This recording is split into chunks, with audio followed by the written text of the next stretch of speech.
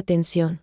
El capítulo que estás a punto de ver o escuchar puede contener situaciones sensibles que pueden ser no apto para todos. Se recomienda discreción. Se lleva a cabo un proceso. Ese proceso es un proceso de cambio tanto físico como mental, para que la persona pueda ser capaz de dejar atrás creencias, religiones. Nosotros te retiramos ese nombre y te vamos a poner un número. Hemos tenido casos donde han muerto en ejercicios en montaña, en ejercicios en lagos. Hubo decesos. Creo que apenas en Baja California murieron creo que como 8 ahogados, ¿no? Ahogados por una novatada de ese estilo. Ves que un soldado ya está cruzando esa línea entre lo que tiene que hacer y que empieza a disfrutar lo que está haciendo. Y ahí es donde empezamos nosotros a darnos cuenta de qué tipo de soldado es esa persona. ¿Se han enfrentado alguna vez con algún niño? Así es. Siempre se va a hacer en presencia de otro que le quieran sacar la información. Entonces, cuando tú presencias lo que te están a punto de hacer, es más fácil que hables.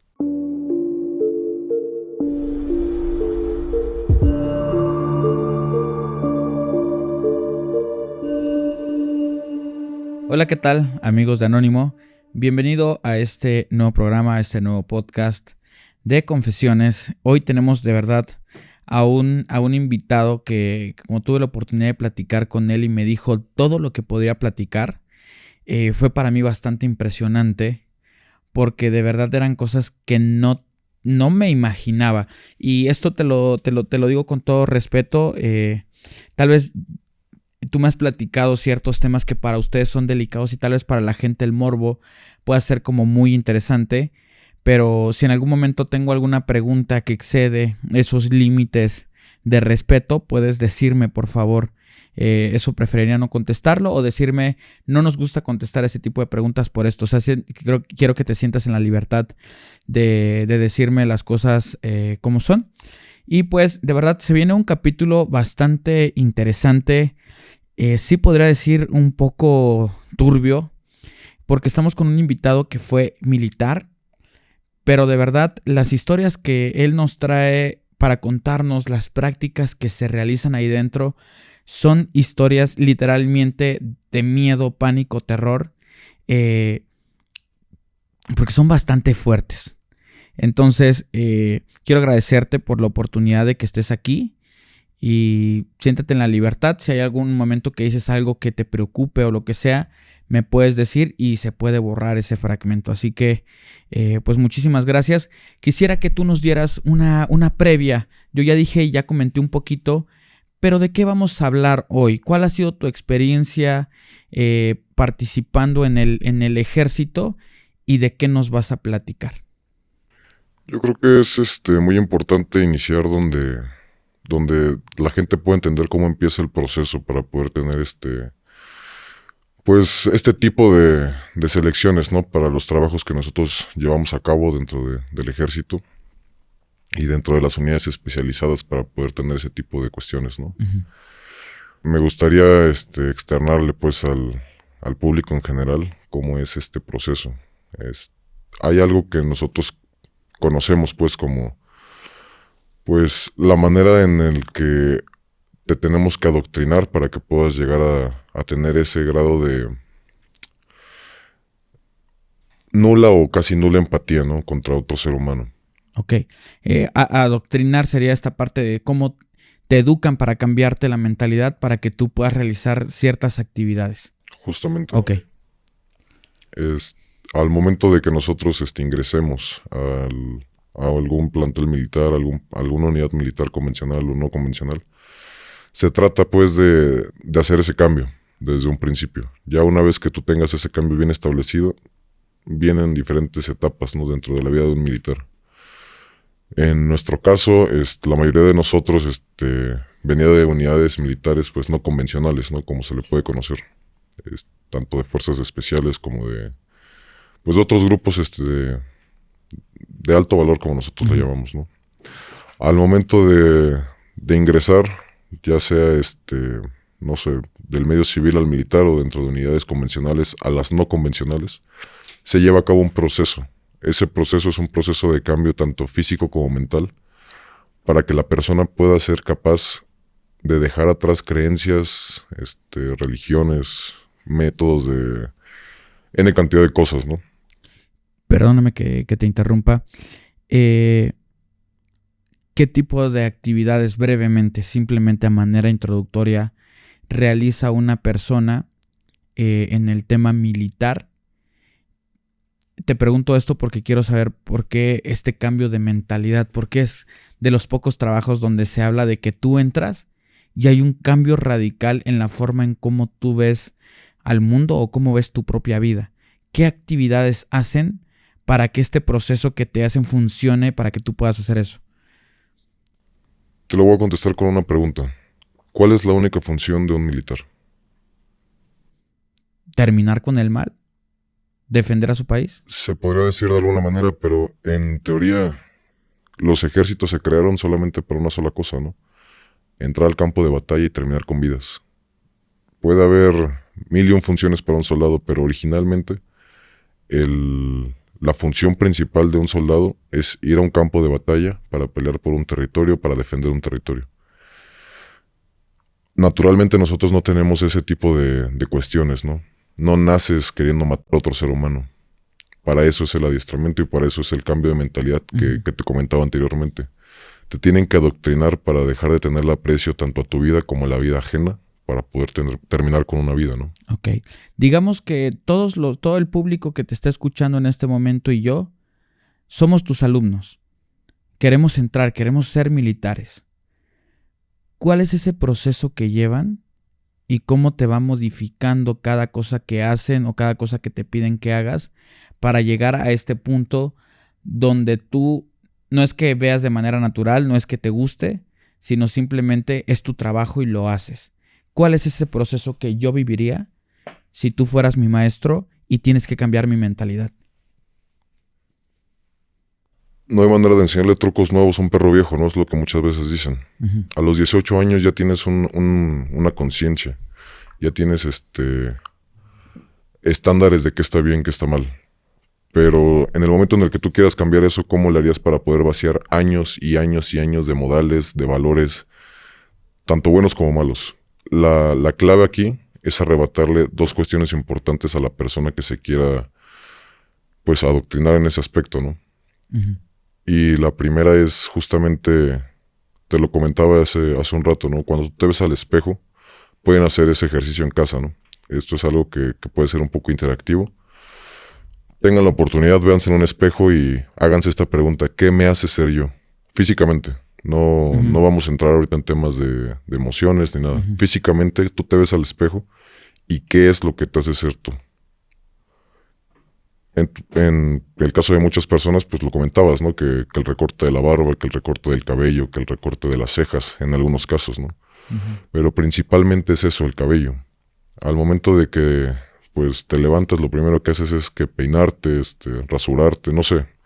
Cambios físicos que tú tienes es lo que te define a ti en ese aspecto, ¿no?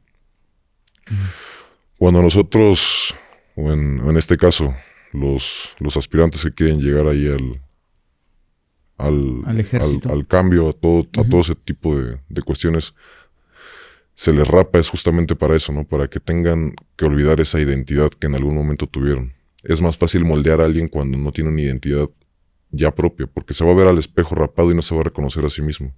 Igual era alguien que le gustaba tener el cabello de colores, igual era alguien que le gustaba tener el cabello largo, corto, como sea. Sonará muy dramático, pero es un pequeño paso de todo el proceso, ¿no? Así es. O sea, no es como que te corten el cabello y tú automáticamente pierdas la identidad.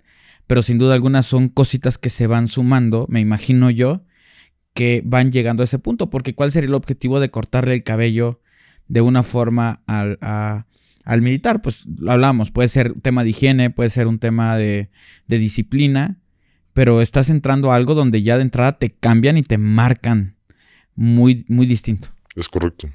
Es correcto. El hecho de que a ti te quiten tu personalidad, para nosotros ya es un poco más fácil el poder moldear a una persona sin identidad. Porque no nada más vas a ser tú el que va a estar pelón. Va a haber, no sé, un número aproximado de varias personas, ¿no? Ya con ese tipo de cambios. ¿Cuáles serían los otros procesos? El proceso subyacente a ese tipo de cambios es, se le quita el nombre. Algo que a ti te caracteriza. Es un ejemplo que nos gusta ponernos. Si hay 50 personas en una habitación con el mismo nombre, pero te da, no sé, tu apellido, tu distintivo, algo con lo que te sientas reconocido. Ujú. En ese momento tú vas a voltear, a pesar de que las 50 personas se llaman igual que tú. En ese momento nosotros te retiramos ese nombre y te vamos a poner un número. A-tal, B-tal, D-tal. Se pueden utilizar muchas combinaciones, 01, 02, 03, dependiendo pues la complejidad del curso, ¿no? Al momento de retirarte nosotros ya tu identidad, te estamos quitando también tu personalidad. Ya no eres Juan, José, no sé, Aldo, el nombre que sea, ¿no? Ya eres 36.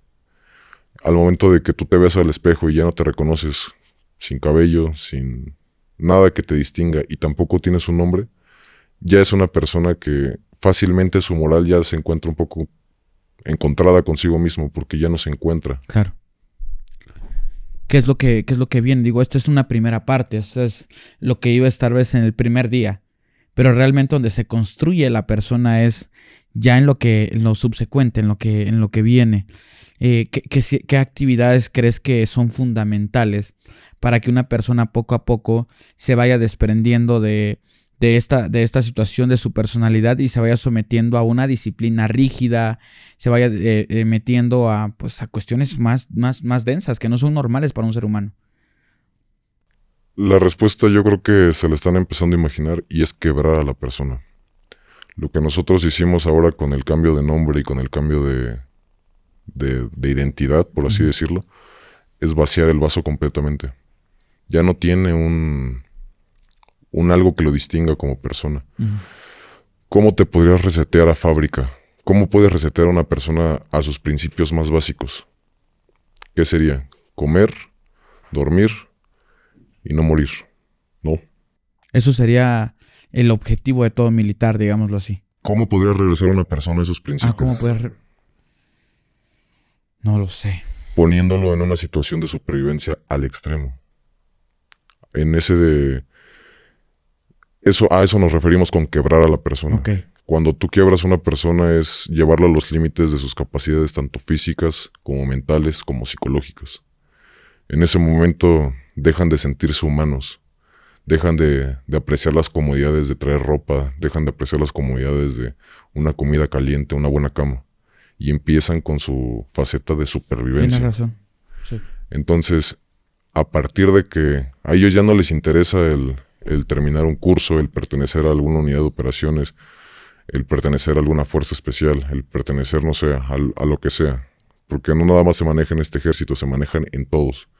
Es romper a la persona, física y mentalmente. A ti, te lo pregunto a manera personal, ¿te rompieron? Así es. ¿Puedo saber cómo? Todos pasamos por el mismo proceso. Y siempre es por etapas. Algunas veces puede ser un poco más fuerte alguna etapa, algunas veces puede ser más fuerte otra, pero generalmente te tratan como si fueras tú alguna clase de prisionero, por así decirlo, para que la audiencia pueda entender más o menos cómo es que es el trato, ¿no?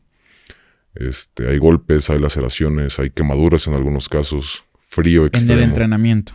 Dentro del adiestramiento. Hay todo tipo de cuestiones, ¿no? Y justamente ahí se llega a tus límites donde prefieres ya, va a sonar un poco cruel lo que voy a decir, pero prefieres la muerte. En algunos casos, el dejar de sentir hambre, el dejar de sentir frío, el disociarte de la vida, el disociarte de todo, ¿no? Cuando le empiezas a dejar de perder el sentido a la vida, cuando propia, no hablo de los demás porque pues claramente las demás personas están en la misma situación que tú, sí, de supervivencia. En ese momento en el que tú le pierdes ya el sentido al continuar viviendo, en ese momento ahí entra el cambio de mente. Si tú ya estás dispuesto a terminar con tu propia vida, ¿no podrías terminar con la de alguien más? Claro. Ahí ya tenemos el cambio de mente. Podríamos saber como público cuáles son esos momentos donde te quiebras. Por ejemplo, tú me hablabas de frío, calor, laceraciones, pero ¿me podrías hablar, si se puede, de esos ejercicios? ¿Cómo son? ¿Cuánto tiempo duran? O sea, como que describirlos para poder conocer un poquito más cómo está hecha una estrategia para hacer resetear a una persona, porque evidentemente cuando estás en una situación de supervivencia solo te preocupa comer, dónde dormir seguro y mantenerte con vida. Así es. ¿Cómo serían esas actividades? ¿Me podrías narrar? Hay varias fases. No todo el tiempo es ese tipo de exigencias, porque si no, pues el cursante no aguantaría y pues podría hasta... hemos tenido casos donde han muerto en ejercicios en montaña, en ejercicios en lagos, por justamente el cansancio físico que la persona ya tiene encima, ¿no? Es un conjunto de, no sé, el no dormir, el no comer, el constante frío, el constante sentimiento de abandono también, porque pues tú te puedes ir en el momento que quieras, ¿no? Esto es voluntario. Y justamente como no tienes una atadura como tal, pues es más fácil el poder levantar la mano y decir, hasta aquí llegué. De las partes más difíciles de todo esto conlleva la parte de montaña. ¿Cómo es un ejercicio o una actividad de montaña? Mira, te lo podría decir así en donde, donde se hace ese tipo de pruebas. Es un lugar frío. Generalmente no hay más de 3, 4 grados cuando hay pues vientos favorables. Y cuando no, pues es bajo cero, ¿no? Entonces puedes estar nada más con tu uniforme, tu arma de cargo y a la expectativa de qué es lo que va a pasar. Y así de fácil puede cambiar la temática. Puedes estar, no sé, en tu casa de campaña, en tu cambuche, en no sé, donde estés. Y te pueden sacar en ropa interior, te pueden sacar desnudo, te pueden empezar a mojar en grados bajo cero, donde la hipotermia ahí... Los instructores siempre están al pendiente de que no se vaya a morir la gente por hipotermia, justamente. Y ha pasado, han habido casos donde los cursantes no tienen la capacidad de supervivencia necesaria para poder terminar el curso, ¿no? Mueren. Hay decesos. Ok. Por ejemplo, tú me llevas a la montaña y me dices que, o sea, sube, baja, quédate aquí, sobrevive 3 días. ¿Qué pasa? Son procesos aproximados de 3, 4 semanas, dependiendo el plan de trabajo, ¿no? Que sea el curso. Y son procesos donde pues no va a haber comida, no va a haber agua. Tienes que conseguir tu propia comida, tu propia agua. Y son partes donde pues la verdad pues no es fácil, ¿no? Ese tipo de cuestiones.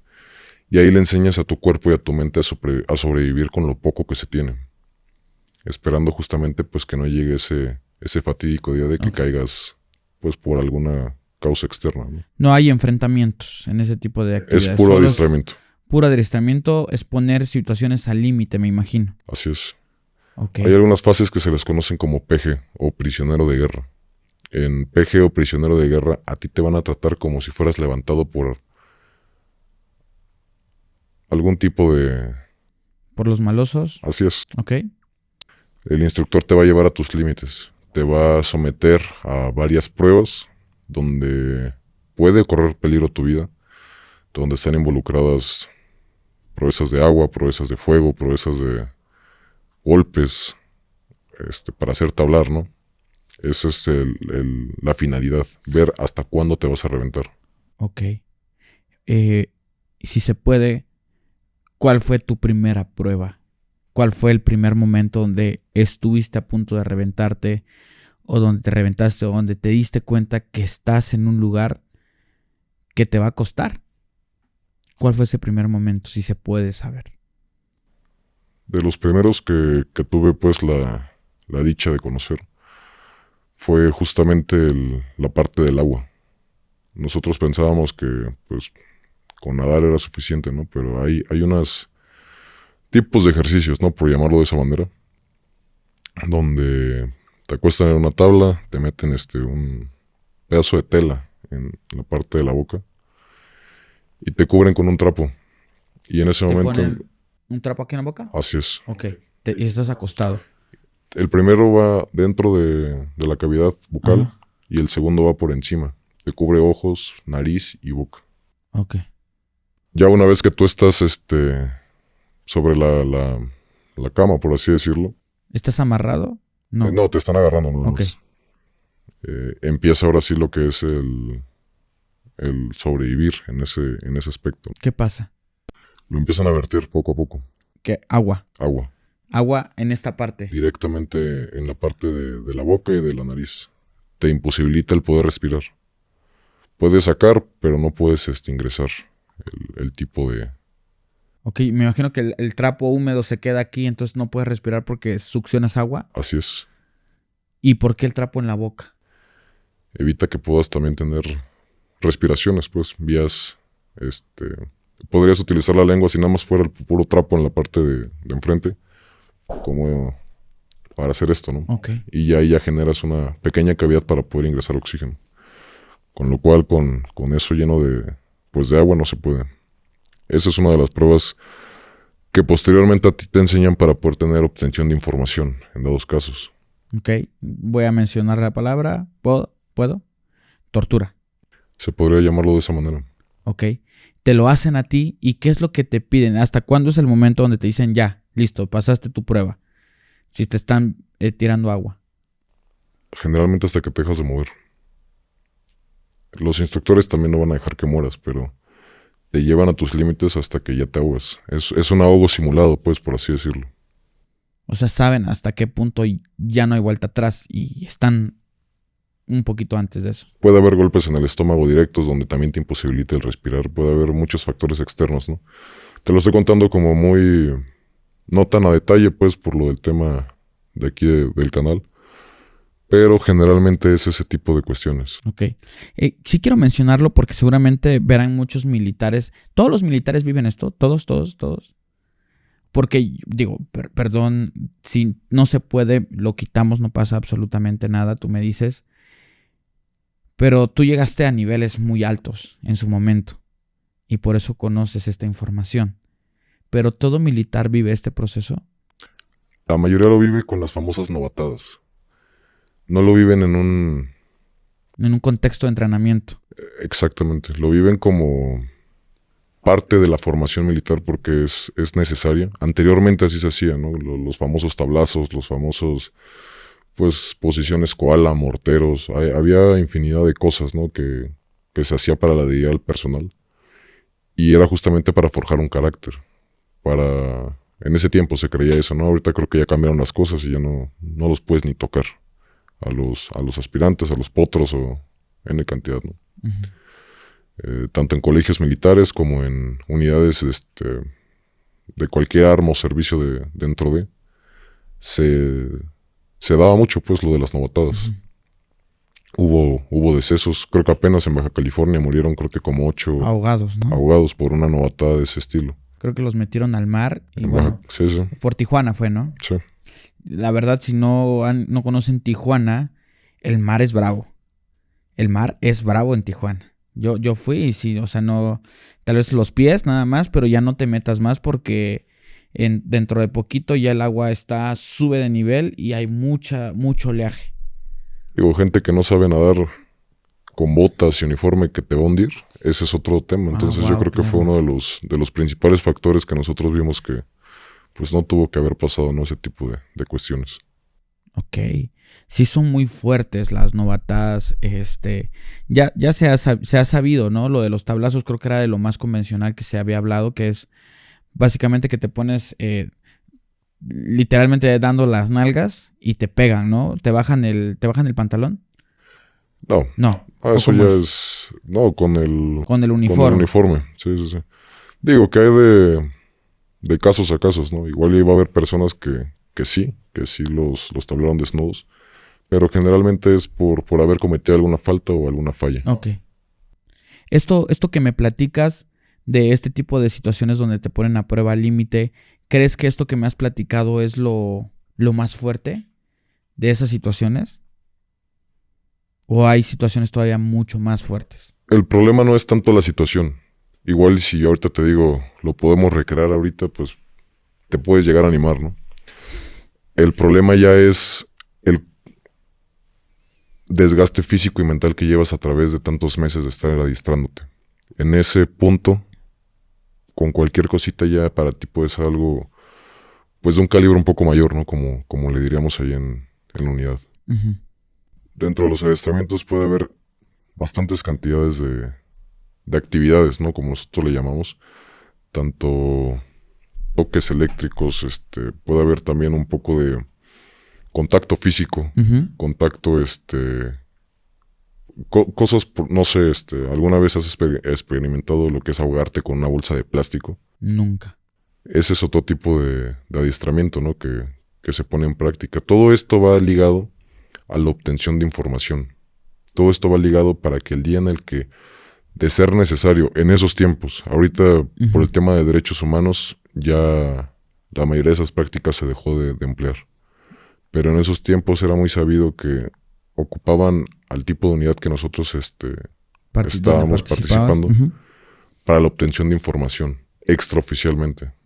De que agarrabas algún puntero, de que agarrabas, no sé, algún, pues, malandrillo, ¿no? Que andaba por ahí.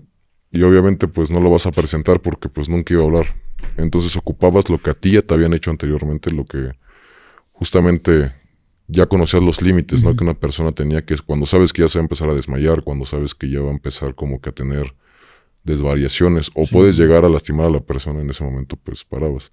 No estoy diciendo abiertamente que yo participara en ese tipo de torturas, porque al final del día son torturas, pero se comenta que justamente era por eso, ¿no? Ese tipo de adiestramiento era justamente para la obtención de información. Ok.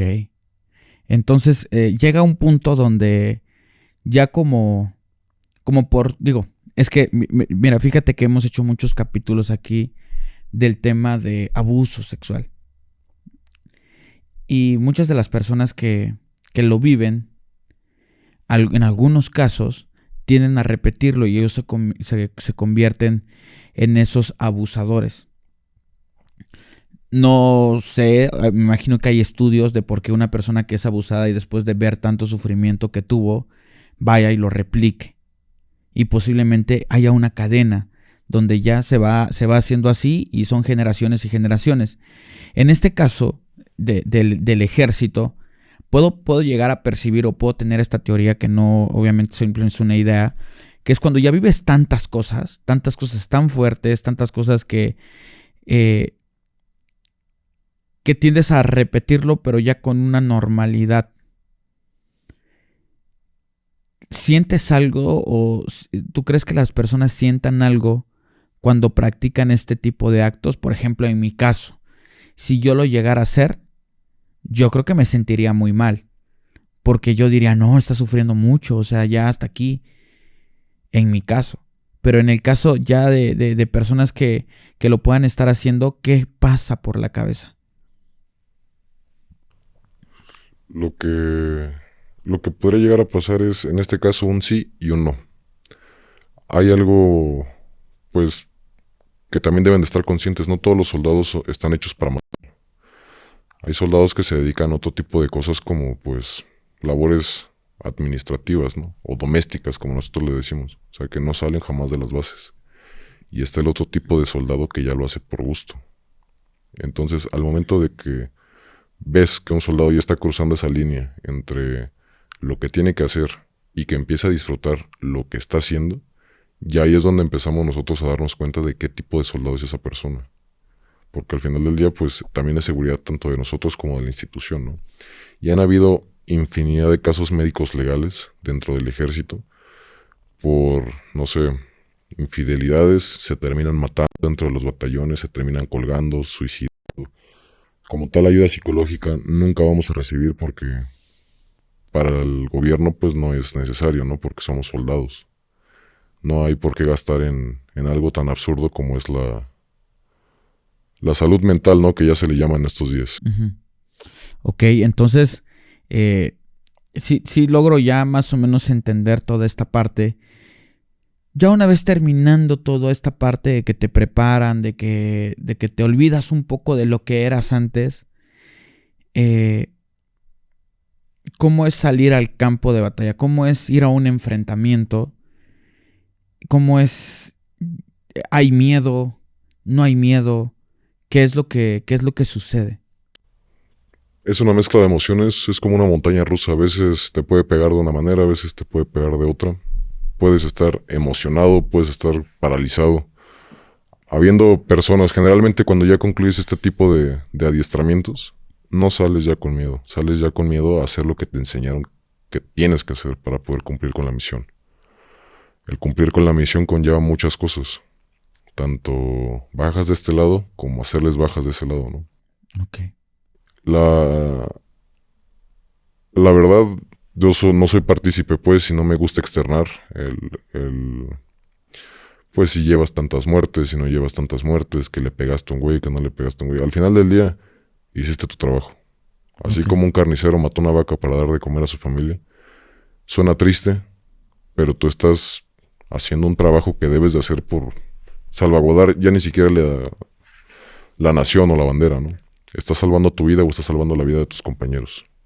Yo tengo un buen amigo y justo viene a mi mente ahorita porque tú me dijiste que pues un militar está hecho para matar o para ir a la guerra y para hacer ciertas actividades y misiones. Y yo en algún momento le pregunté a un buen amigo qué se sentía. Y él me dijo, no es correcto preguntarle a un militar qué se siente matar. Porque es un insulto un poco y tampoco es algo que te dé orgullo estar contando. ¿Qué es lo que tú piensas respecto a eso? Públicamente soy de la idea de que jamás tendrías por qué decir cuántas personas has dado de baja o cuántas has visto morir. Uh-huh. No por la memoria de los muertos, no por la memoria de muchas cosas. Me refiero al hecho de que haya sido el violador más buscado, el narcotraficante más buscado. Sigue siendo un ser humano. Esta parte humanitaria yo me di cuenta años después de que yo dejé el ejército, ¿no? O sea, yo todavía tenía ese chip de a los malandros hay que matarlos, hay que torturarlos, hay que hacerle N cantidad de cosas, ¿no? Pero después te das cuenta que son seres humanos, igual que tú. Entonces, en esa parte entra lo que hablábamos, ¿no?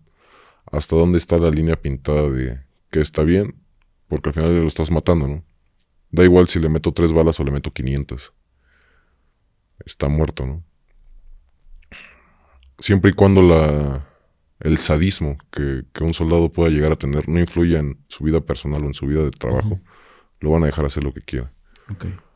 Ahorita ya está un poco más penado con todo el tema de redes sociales, de que se hacen más virales las noticias, pues es un poco más difícil el poder llevar a cabo ese tipo de operaciones, pero por lo general, cuando se ocupaba un equipo de trabajo especializado para la obtención de información, se ocupaban todos los métodos disponibles, ¿no? Okay.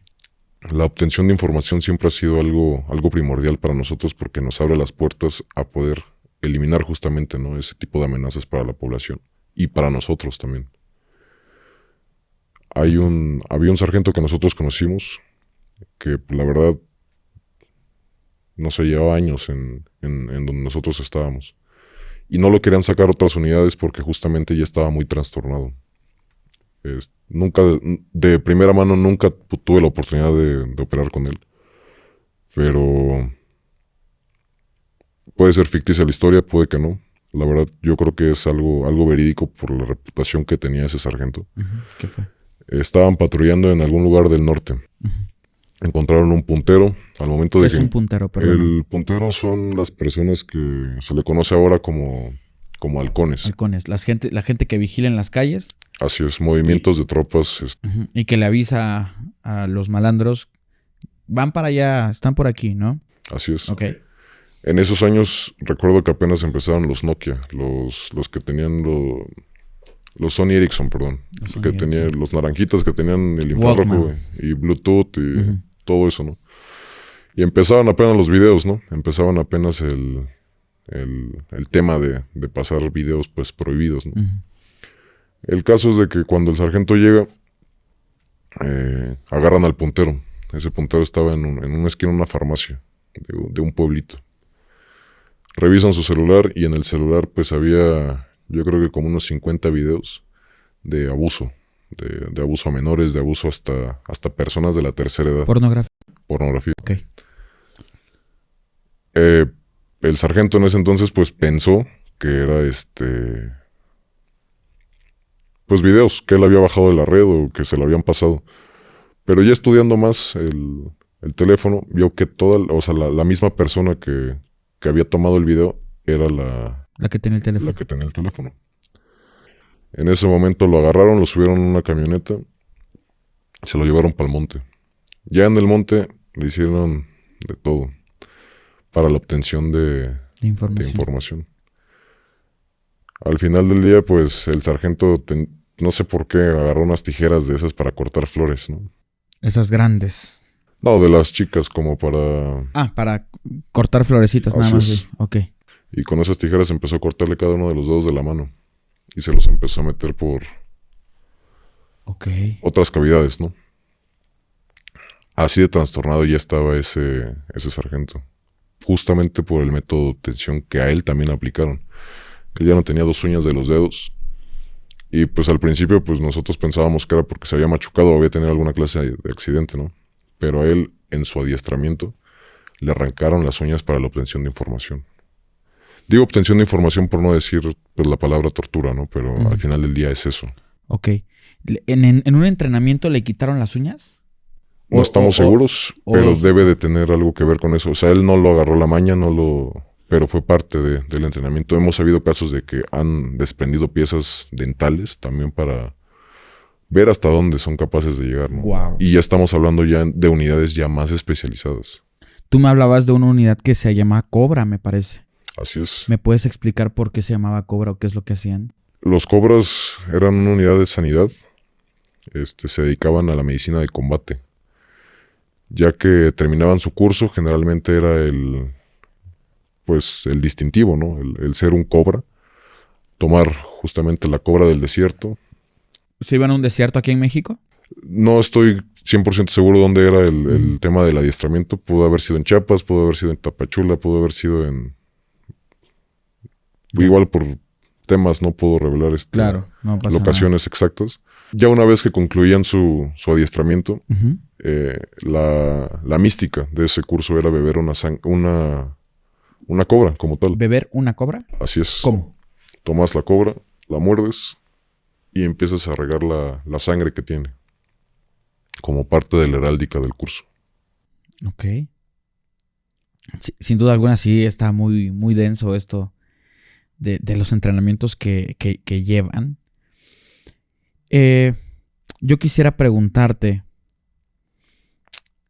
si viéndolo desde fuera, desde este panorama de que pues has estado al mando de muchas personas y con todo el respeto, ¿hay un antes y un después para una persona que termina con la vida de otra persona? Sí. ¿Qué cambia? Digo, si no cambia nada, entonces ahí hay un problema, ¿no? Claro. Pero al tú hacerlo, cambia tu manera también de ver la vida. Cambia tu manera de sentir también la vida, ¿no? Cuando yo era joven, pues la verdad a mí no me importaba, ¿no? Yo lo que quería era justamente esa adrenalina que a mí me daban las operaciones, esas ganas de tener el poder, de poder saber, ¿no? Que terminaste con una vida. Pero después te pones a pensar que ellos también tienen el mismo poder. Al final del día, pues no estamos contra gente que no está capacitada. Al contrario, tienen muy buenas capacitaciones también. Pero había un dicho que repetíamos, ¿no? Para gente como ellos, debe de haber gente experta en la violencia que sea su mejor medicina. Ese tipo de gente, pues somos nosotros, ¿no? Cuando tú ya terminas con una vida, te da un choque de adrenalina. Es lo único que puedo explicar. Es como saltar de un avión, tener algún tipo de herida fuerte. O sea, te paraliza la adrenalina en su momento. Y hay gente que se vuelve adictos a ese tipo de adrenalina. Por eso empiezan a querer pues volver a percibirlo, ¿no? Se podría decir es como una droga para ellos, el poder estar matando gente. Si habláramos de compañeros que perdieron esa cordura, ese respeto, y que en algún momento esto se volvió una necesidad y un placer, ¿qué cosas llegaban a hacer o qué cosas se saben que algunas personas del ejército hacían ya en este sadismo, como tú lo mencionaste? Es cuando te digo que sobrepasan los límites ya de lo que nosotros somos, ¿no? puede que, no sé, en sus tiempos de franquicia, en sus tiempos en el activo, busquen la manera de poder saciar ese tipo de cosas, ¿no? Y es cuando empiezan, pues, los suicidios, es cuando empiezan los casos médicos legales que ya te había comentado de, pues, soldados que se matan entre ellos, todo ese tipo de cuestiones de que el soldado ya no está capacitado para poder tener un arma por justamente el trastorno que ya trae de por medio. Si pudiéramos entrar a una historia, no en tantos detalles, si pudieras contarme una historia de alguna persona que tú supiste que se mencionaba, ¿qué es lo que hacía? Mira, una que no comprometa tanto este tipo de cuestiones. Había un cabo y un sargento. El escalafón militar es soldado, cabo, sargento segundo, sargento primero. Era un cabo y un sargento segundo. El cabo le estaba dando maroma, como se le llama en el medio militar. O sea, se andaba con su vieja, pues, por no decir otra cosa. El cabo a la de... Así es. Ok. El cabo al sargento, ¿no? A la esposa del sargento. Se van de comisión, están, no sé, un par de meses arriba en alguna parte del país. Pero pues por esa incomunicación que todavía había en ese entonces, que no era tan fácil, pues el nada más sacar un teléfono y comentar las cosas, el sargento se da cuenta de la infidelidad al momento de llegar a la base. Entonces cuando El cabo se quedó. los dos estaban en la misma compañía, Ajá. Y se habían ido los dos. los dos habían ido, pero la infidelidad había pasado antes de que se fueran. Ajá. Y él ya lo sabía. No, Okay. ninguno de los Okay. nadie sabía nada. Okay. Se van, pero cuando regresa, pues no sé qué pasó, pero se enteró el sargento, ¿no? Una vez que se entera el sargento, manda a desarmar al cabo. El cabo ya no se podía armar. Y pues en cuanto llega, por la espalda le mete... Todavía estaba el G3, recuerdo. ¿Qué es el G3? Es un tipo de rifle. Es de los de antaño. Ahorita ya está estandarizado el FX-05 de fabricación mexicana. Antes los G3 eran alemanes. Entonces se utilizaba ese tipo de arma, pero pues el calibre era 7.62. La que nosotros tenemos, bueno, o sea, la que ya tiene ahorita el ejército, es 5.56. Ajá. O sea, ya el calibre es un poco menor. Ajá. Se le metió 2 boquetones y ahí quedó. Ajá. Una vez que el cabo cae y muere, el sargento agarra el arma y pues se llamaba, ¿no? Wow. Todo por justamente este nivel de estrés que se maneja. Yo creo que si no hubieran ido a operar, no sé, nadie sabe qué hubiera pasado, ¿no? Pero bajas estresado de ese tipo de operaciones porque todo el tiempo es estar en guardia, en alerta, patrullando, haciendo pues tus funciones como soldado, ¿no? Se habla mucho y en Estados Unidos hay muchas personas que van a terapia, muchos militares que estuvieron en la guerra en Irak y toda esa zona. Y siempre hablan de que cuando regresan están bajo el estrés postraumático. Creemos que eso solo le pasa a las personas que se van a la guerra. Pero aquí en el Ejército de México, ¿pasa eso? ¿Has escuchado tú de algún caso? No. ¿Por qué? No sé, solo los he escuchado de Estados Unidos. Exactamente, ¿Por porque qué? ahí sí le dan la importancia. ¿Has escuchado casos de suicidio de soldados? De nosotros, en el activo. Muy rara la vez. Muy rara vez. Para que entiendan, el ejército es algo muy hermético. Es una utopía, como se le conoce, ¿no? Tiene desde basureros hasta peluqueros. No hay función dentro de las Fuerzas Armadas que no se pueda cumplir por medio de soldados. Siempre hay alguien que cubre esa necesidad. Entonces no hay ningún personal exterior que ingrese a las bases militares. Tú le puedes preguntar a las personas, ¿cuántas veces has entrado a una base militar?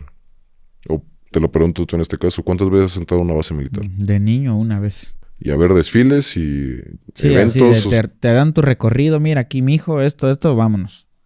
Pero tú sabes lo que pasa dentro de las bases militares. No, ¿qué pasa? Nadie lo sabe, ¿no?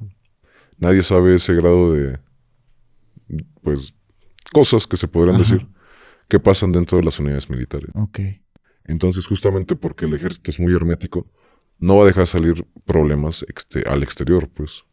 Como son, pues, bajas por suicidio, bajas por fuego amigo, como se le conoce, y pues bajas por N cantidad de cosas que pasan dentro de los cuarteles militares, ¿no? Quiero preguntarte algo que me ha atormentado durante muchísimo tiempo. Porque yo he leído casos que me han enviado, he leído historias a través de internet. De, por ejemplo, es que mi hijo, yo recuerdo que era una señora y su hija.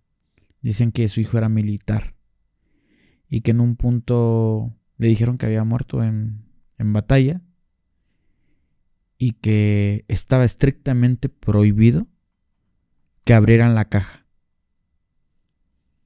La hermana tenía esta duda y esta situación de no saber si lo que estaban velando era su hermano. Tenían esa situación. Tengo entendido que esto se hace en algunas situaciones para evitar que la familia vea a la persona, pero ¿qué sucede en esos casos? Mira, podría sonar a tema de conspiración, pero ¿por qué piensas que todos los funerales que se llevan a cabo del ejército entregan el cuerpo a ellos? Ellos son los que te llevan el cuerpo, llevan a la banda de guerra y velan al cuerpo. ¿Por qué? De alguna manera es parte del ejército, ¿no? El rendirle honores a ese tipo de personas. Pero sí, ¿por qué no dejan verlo? no sabemos el estado de cómo quedó el cuerpo. O sea, igual y recibió impactos en la cabeza, igual y pudo haber tenido un explosivo y no había nada que enterrar, ¿no? Pero al final del día, ¿quiénes son los que dictaminan cómo murió? Claro, nadie. El ejército. El ejército, o sea, sí, en teoría el ejército. Y lo que diga es lo que pasó. Y hay muchas incongruencias a veces en muertes que han llegado a ver que, pues, por ejemplo, el cabo murió en un enfrentamiento, pero pues misteriosamente el cabo nunca estuvo ahí, ¿no?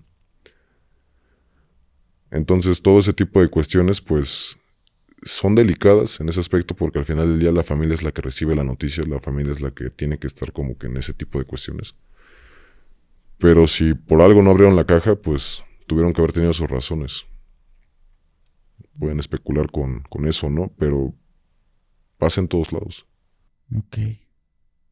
Qué fuerte. Sí, porque a mí en algún momento tuve algunos conocidos dentro del ejército y dije, madres. O sea, no... Me imaginaba siempre esa situación de que me digan, no, pues se murió y no puedes confirmar ni siquiera verlo por última vez. Tienes que quedarte con esa información. Y yo digo, ¿y qué tal si de repente ellos mismos terminaron con la vida de él? Y no quieren que lo veamos, que se mande a estudiar, que se mande a analizar. Entonces por eso como que me dio como mucho conflicto porque entendía el sentimiento de la mamá y de la hija al decir, es que no sé si lo que estoy velando es mi hijo, no sé qué le pasó, me dijeron que no lo puedo abrir, ni siquiera me quieren dar el cuerpo para que lo pasen a otra caja o lo que sea. Y sí se me hizo bastante fuerte. ¿Qué pasa con... Yo lo preguntaba en un podcast con un buen amigo Sims. Yo le preguntaba, oye, en las películas vemos que están en un enfrentamiento y de repente le disparan a tu amigo y ahí terminó él. ¿Qué pasa en un enfrentamiento cuando ves la baja de algún compañero? Porque yo digo, en las películas nadie llora. O sea, en las películas siguen en el tema. Y nunca hay como un duelo o una parte donde te duela. ¿Sí pasa así en una batalla real? Si le dan baja a tu compañero, tú sigues y haz de cuenta como que si nada hubiera pasado. ¿O qué sentimiento existe? Como tal, existe el sentimiento. Claro. Pero no te puede abrumar. No puedes derrumbarte dentro de... Porque al final del día, personas siguen dependiendo de ti. Eres una boca de fuego menos que va a dejar de disparar por ir a atender a una persona que ya no tiene vida.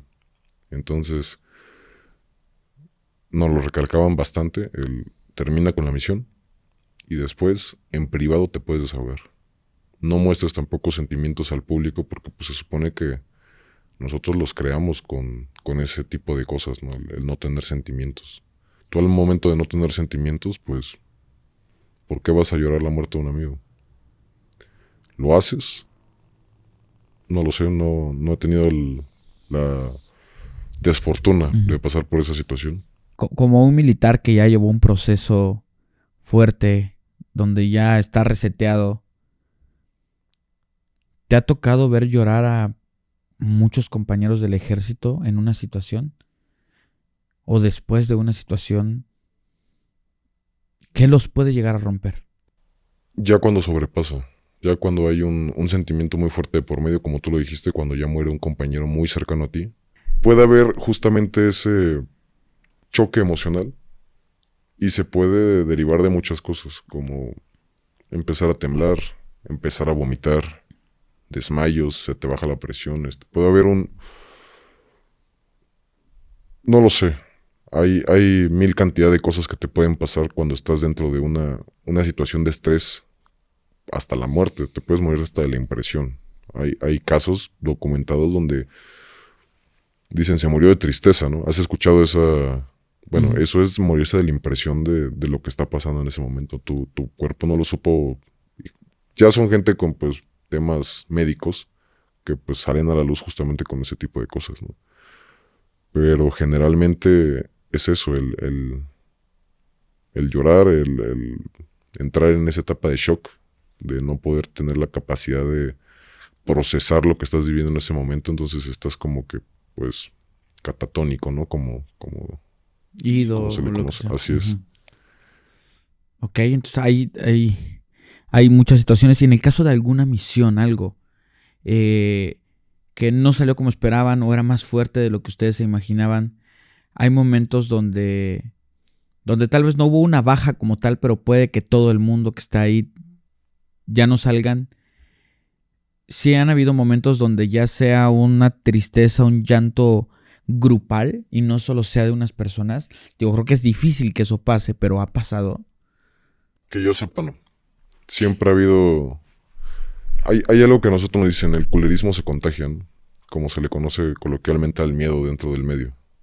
Si una persona empieza a ponerse mal, o la controlas, no hay de otra. Porque si no, esa persona va a empezar a contagiar el miedo.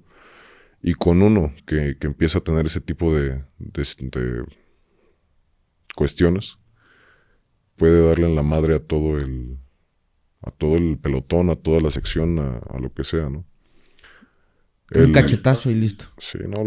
Lo tratas de sacar de su zona, donde está en ese momento. Ok. Pero el enfrentamiento sigue, hermano. Entonces, a lo que nos referimos con eso es de que algo parecido a lo que creo que me estás preguntando, tuvimos una situación, igual no íbamos muchas personas. Generalmente te pega más cuando pues es una sola camioneta con su arma colectiva en la parte de arriba y máximo van 6, 7. Tuvimos una emboscada. En esa emboscada, pues en lo que llegaba el apoyo iba a ser mayor a que si corríamos, a que si manteníamos la posición. El teniente no sabía qué hacer en ese momento. Otra de nuestras unidades se había averiado, entonces nosotros fuimos por las refacciones, por así decirlo, para poder darle apoyo a esa unidad. Pero en ese inter, pues la unidad es emboscada y la munición pues escasea en ese tipo de cosas, ¿no? Y más en las brechas, en las sierras. Y como pues escuela, lo que te enseñan es siempre tener un cartucho libre para que no te capturen. Jamás vas a dejar que te capturen por justamente esa escuela que nosotros traemos de la obtención de información. Cuando obtienen información tuya no te la van a sacar por favor, ¿no? Lo que van a hacer es pues utilizar los mismos métodos que en algún punto lo aprendieron de nosotros. O sea, esos métodos son meramente militares y no vas a dejar que te los apliquen como tal. Al final del día te van a terminar matando, ¿no? Entonces, ¿por qué no mejor de tu propia mano y que sea rápido a tener ese tipo de cuestiones, ¿no? Si yo te pregunto cuál es el cártel que has escuchado, más sanguinario, más peligroso, lo que sea, ¿cuál se te viene a la mente? El Jalisco. Jalisco, en estos tiempos, pero regresemos unos, no sé, 2010, 2011, cuando apenas empezaban ese tipo de guerras contra el narcotráfico. ¿Los Zetas? Así es. ¿Sabes por qué se les llaman los Zetas? No. Los Zetas es porque en el ejército hay un tipo de azul, que es el azul Z. Y ese tipo de uniformes se los daban al cuerpo de fuerzas especiales en su momento, ¿no? Ok. Miembros de fuerzas especiales crean ese cártel. Y utilizan un tipo de miedo que solamente se ve en guerras, que es el miedo psicológico. Tú puedes causar miedo a la población de muchísimas maneras. Con atentados, con bombas. Eso ya se cataloga terrorismo. Ajá. Pero pues ellos, su misión no era pues la población civil. Ellos lo que querían era imponer pues el brazo armado de ese momento para poder ingresar a las plazas, ¿no? Y justamente hacían lo mismo. Y mutilamientos, desapariciones, toda cantidad de cosas que a nosotros, bueno, en su momento al grupo de Aeromóvil de Fuerzas Especiales, el conocido GAFE, se los enseñaron en su momento, lo aplicaron en ese tipo de operaciones, que eran operaciones militares, pero bajo un brazo armado del narcotráfico, ¿no? Entonces todo eso surge justamente por el ejército. Antes no se veía eso, en los 2000, en los 80s, se alcanzaba a escuchar por cárteles colombianos, por cárteles, no sé, de Centroamérica, pero aquí en México era muy rara la ocasión de que hubiera ese tipo de demostraciones, ¿no? De violencia aquí por parte del crimen organizado. Hasta que llegaron los Zetas cambió todo, cambió el panorama para nosotros porque empezaron a tener el poder de justamente generar miedo. Entonces el miedo es algo muy importante dentro de, no podríamos decir guerra, pero sí dentro de las operaciones, porque le vas a bajar la moral al enemigo. Ok. Tú hace ratito mencionabas, hace muy poquito, que para un militar caer en las manos de los cárteles, de la gente del crimen organizado, es peor que la muerte. Literalmente. Tú me dijiste, es mejor que tú tengas tus cartuchos y te despidas de este mundo por las buenas, a que vayas y pruebes lo que hacen ellos. ¿Qué hacen ellos? Mira, por decir unos ejemplos, ¿no? Hay mutilamientos, hay desprendimientos de piezas dentales, de ojos, las llamadas corbatas colombianas, ¿no? Que es incisión en gargantas para poder sacar la lengua por ese lugar y dejarte como trofeo. ¿Vivo? Ya no, para ese momento. Se puede hacer vivo, se puede hacer muerto, pero pues generalmente lo hacen vivo para tener justamente ese terror psicológico. Siempre se va a hacer en presencia de otro que le quieran sacar la información. Entonces, cuando tú presencias lo que te están a punto de hacer, es más fácil que hables. Tenemos lo que es el desollamiento, también es algo muy común entre ellos. El desollamiento, digo, es cuando te quitan la piel. Es el desprendimiento de la piel mientras estás con vida. Tú estás con vida y es como pelar un animal.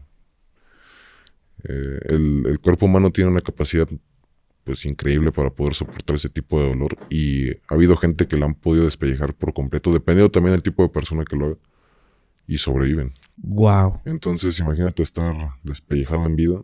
Wow. Eso es algo que no podríamos ni imaginarnos, ¿no? No hay límites realmente. Se habla del ácido, ¿no?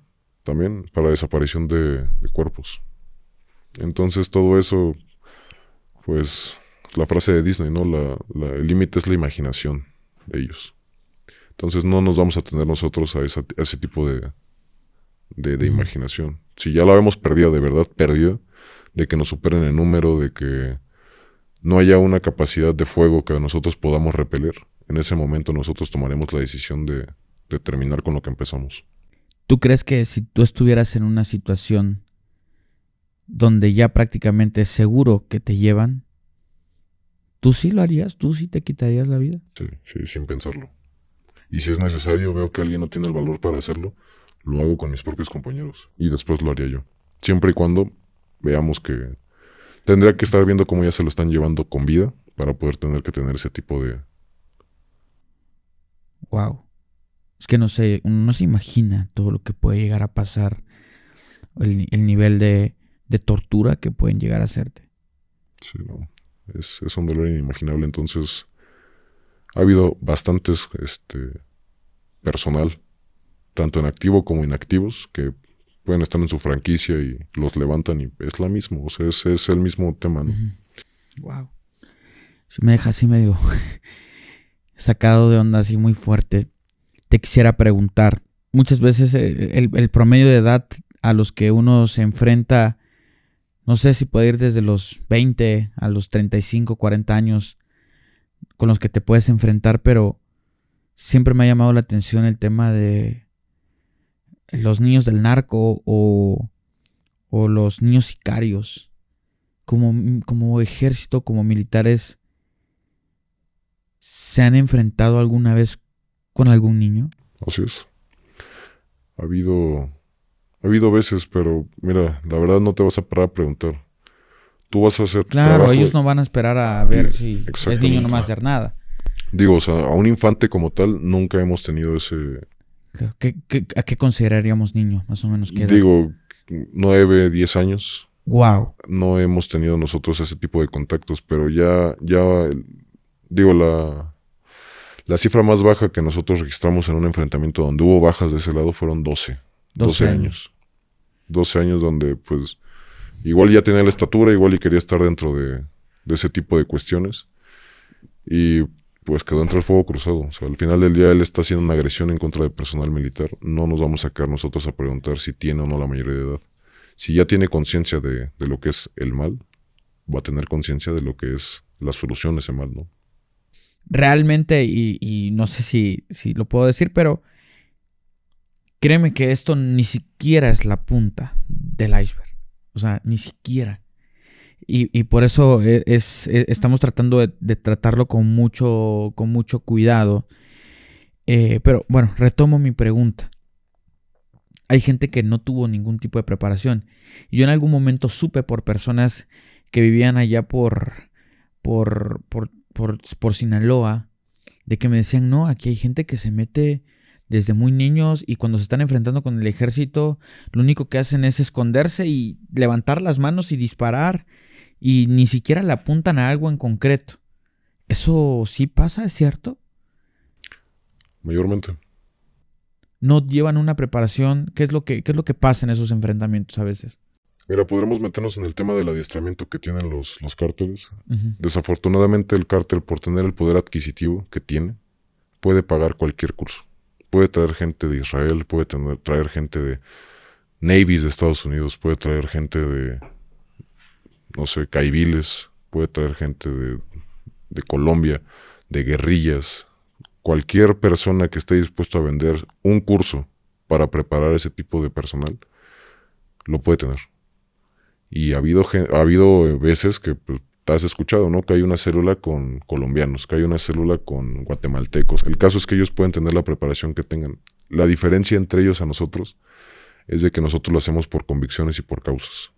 Exacto. Ellos lo hacen por hacer un mal. Al final del día, la condición en la que nosotros entrenamos es muy diferente a la que ellos entrenan. Tienen a su personal que pues obviamente es, podría decirse hasta paramilitar, ¿no? Uh-huh. Pero nosotros tenemos lo que es pues esa convicción. Al momento de nosotros estar haciendo nuestro trabajo lo hacemos sobrios, uh-huh. No lo hacemos drogados. Y ellos están siempre hasta arriba de la mayor parte de las drogas que venden, ¿no? Okay. Entonces igual y hasta de sobredosis se han muerto cuando ya saben que viene el enfrentamiento, cuando está la pelotera. Hemos visto gente que está tirada con signos de sobredosis por cocaína, por heroína, y el caso es de que no tienen impactos por arma de fuego. Simplemente se murieron por justamente tener que tomar tanto valor de estar consumiendo sustancias, ¿no? Para poder tener el valor de poder enfrentar a lo que ellos sabían que en algún punto les iba a tener que llegar, ¿no? Wow. En el caso de ustedes llevan una preparación que, como tú me comentaste bien al principio, te hace olvidarte de muchas cosas. Te hace que tu necesidad sean básicas, primitivas. Pero en el caso de una persona que se mete a este tipo de cosas, su necesidad es el dinero lo principal, es lo que los motiva. ¿Qué otra motivación podría tener una persona así? Principalmente eso es lo que los obliga. Eso es lo que los obliga a hacer esto. Es esa narcocultura de decir, con un arma y tantito poder te conviertes en un capo, ¿no? En un narco, en un jefe de jefes. Desafortunadamente la mayoría que piensa así termina como puntero, como halcón, como sicario. Claro. Y es muy poca pues la peña que entra y se convierte en alguien de importancia para un cártel organizado, ¿no? Generalmente son los hijos, los descendientes directos de las personas del crimen organizado que son los que toman el mando, ¿no? Erróneamente, pues, el dinero deja bastante, la droga deja bastante dinero, ¿no? ¿Preferirías estudiar toda tu vida y tener un salario mínimo a entrar en las drogas? Claro. desafortunadamente en zonas marginadas del país controladas por el narco, tienen ese pensamiento. ¿Para qué estudio si con una pistola y con una bolsita de este polvo, pues puedo hacer, pues, no sé, lo que mi papá gana en un año, ¿no? Claro. Entonces al principio lo hacen por la familia, después por el dinero y al final por el poder. Cuando pierden ese piso, cuando pierden ese, por llamarle piso porque para nosotros son basura, es cuando empiezan pues los problemas ya más grandes, ¿no? Cuando la droga ya no les da ese poder, pues empiezan con extorsiones, con cobros de piso, con secuestros, ya un nivel de homicidio ya calificado en su mayoría, ¿no? Okay. Entonces, es muy difícil el catalogar al narcotráfico como nada más lo quieren por dinero, nada más lo quieren por poder, porque al final del día son intereses, son empresas bien establecidas aquí en el país, que pues la verdad no se va a acabar, se va a poder controlar en algún punto. Si los militares ganaran más, ¿se evitaría mucho desertor? Mira, las deserciones se pueden dar por muchas razones. Principalmente es justamente no voy a arriesgar mi vida por tan poquito por tan poco dinero. Porque es lo que están haciendo. O sea, ellos ven justamente caer compañeros, caer comandantes, caer lo que sea. Y no les da cabida, pues, el hacerlo. No les hace números, ¿no? El hecho de arriesgar tanto por tan poco. Hermano, el 90% de las Fuerzas Armadas, tanto la Armada de México, Secretaría de la Defensa o lo que sea, hasta policías, es gente que entra por necesidad. Tú al momento de ingresar, si yo soy alguien de bajos recursos que apenas terminó la secundaria, que toda mi vida trabajó en el campo y que tengo papás, mamás, hermanos enfermos, al momento de que yo entro al ejército, mi vida se solucionó para ellos, porque les dan seguro de gastos médicos, les dan dental, lo que sea, ¿no? Hasta te dan préstamos y entonces para un soldado no lo hace por él, lo hace por su familia. Al final del día es eso, ¿no? El que el soldado esté dando la vida por su familia, ya no por el país, ya no por ese adoctrinamiento que pues anteriormente te contaba, ¿no? Okay. Entonces, ¿cómo puedes confiar en soldados así? Que no lo están haciendo por vocación propia. Claro, es la diferencia de digo, lo voy a decir así, no es por ofender a nadie, pero se nota la diferencia entre un policía, por ejemplo, de Estados Unidos a un policía mexicano. Tú dices, voy a sobornar a un policía de Estados Unidos, es una locura querer hacerlo, por lo que yo sé y por lo que la gente ha dicho. Y ni lo intentan, la verdad saben que se la terminan. Les va peor. Sí, justamente. Y aquí en México es la primera opción y se sugiere entre pláticas. Cuando una persona es detenida por un tránsito, por un policía, la mayoría de los casos, no estoy hablando por todos, pero es algo que sabemos perfectamente que pasa. Esto se refiere a que ganan tan poco que tienen que buscar de dónde sacar un poquito más. En los temas de policía, pues yo siempre he sabido que la policía gana pues menos y tiene menos equipo y tiene pues se rigen por otro tipo de normas, ¿no? Pero en los militares es lo mismo. O sea, hubo un tiempo donde la comida de un militar valía 55 pesos, creo, si no estoy mal entrado, y la de un recluso valía 93. O sea, valía casi la mitad. La comida de 3 tiempos de un soldado. Y a mí cuando me explicaron, cuando yo entré al ejército, creo que valía como 18 pesos. A ver, estamos hablando de que vale en la cuestión de cuánto cuesta producirlo. Así es. No de cuánto cuesta pagarlo, porque mucha gente puede pensar, pues te sale más barata a ti porque eres militar, pero no. Estamos hablando de lo que se le invierte a la comida del militar. Con 55 pesos, hermano, ¿qué te compras? Tortillas, huevos. Ok. Y algo de tomar. ¿Cuánto te da para eso? ¿Para una comida? Ni para una comida muchas veces. Bueno, esos 55 pesos están destinados para los 3 tiempos del soldado. Y para una persona en la cárcel era mayor presupuesto. Era mayor presupuesto. Entonces, ¿cómo es posible que le den de comer mejor a un recluso que a un soldado?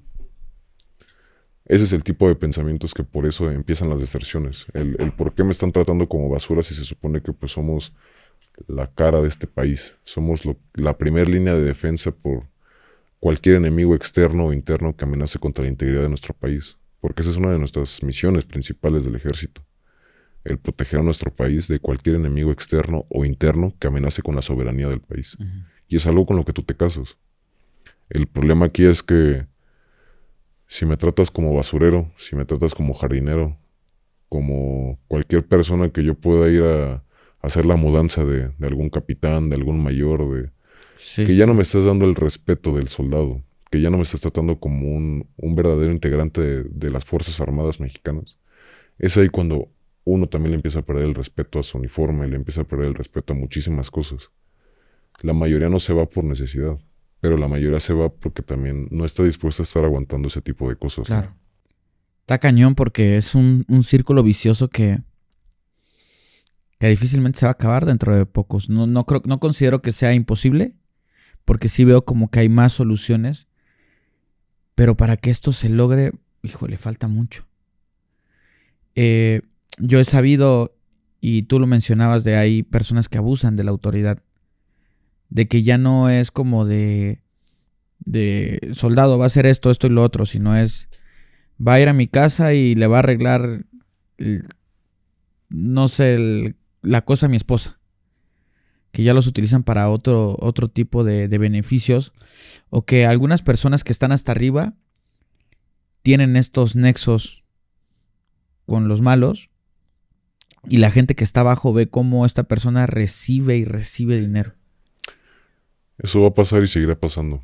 No solamente en Fuerzas Armadas, en policías. En todas las instituciones. En la ¿no? política, en muchísimas cosas. Pero al final del día, yo creo que la labor de las Fuerzas Armadas mexicanas está mal intencionada, porque ya ven a los militares como si fueran policías, porque son los que están en las calles, son los que están repeliendo las agresiones que hay por causa del crimen organizado, cuando no tendría que ser así. O sea, al final del día se podría estar violando hasta la Constitución por este tipo de actos, ¿no? Porque pues la gente que están dando de baja no son extranjeros, son mexicanos. Y al final del día pues estás violando justamente hasta tus ideales, ¿no? El estar dando de baja a mexicanos, pero pues digo, si le están haciendo daño a la nación, se justifica como enemigo interno. Es una guerra interna la que sucede aquí en México. Pero al final del día nos estamos matando entre nosotros, ¿no? ¿Y cuántos años lleva esta guerra? Desde los 80s, 90s. Claro. Sí, esto no... 50 años la revolución, 100 la independencia. O sea, este país siempre ha estado en guerra y siempre lo va a estar justamente por ese conflicto de intereses que siempre va a haber con el dinero y el poder. Por eso hace muchos años tomé la decisión de darme de baja del ejército, alejarme de todo esto. Afortunadamente pues ya no resido en México. Me enteré de esto y dije pues creo que es necesario que la gente también entienda un poco de lo que está pasando en este país y de cómo los militares vemos las cosas dentro de este contexto, ¿no? Afortunadamente pues se empezaron a abrir este tipo de espacios y qué mejor que contigo en estos... Muchas gracias por venir. No, al contrario.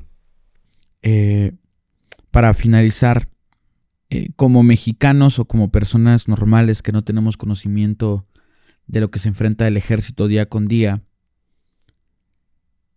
¿cuál sería una situación extrema a la que podría llegar el ejército? Me refiero a, no sé, una guerra, una tercera guerra mundial.